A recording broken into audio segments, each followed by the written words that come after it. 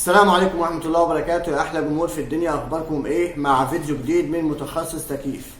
الفيديو النهاردة بخصوص جهاز تكييف بتاع عميل كان مشغل الجهاز تبريد عادي، بس كان متفاجئ إن مفيش تبريد خالص.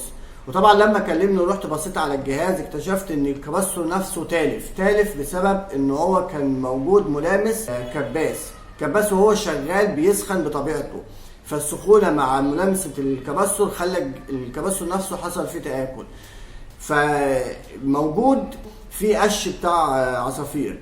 طبعا اوقات كتير بيحصل في اجهزه وحدات خارجيه ان يبقى في قش بتاع عصافير وبيت وحاجات زي كده، يا اما بيبقى في فران او كلام من ده بيبقى بسبب ان الجهاز نفسه مش متغطي طول فتره الشتاء، طول ما هو مركون مش شغال، فبيبقى الجراب بيحمي الجهاز.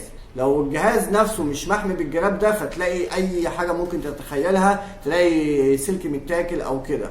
وده كان فيديو النهارده. هنشوف الفيديو دلوقتي على الطبيعه.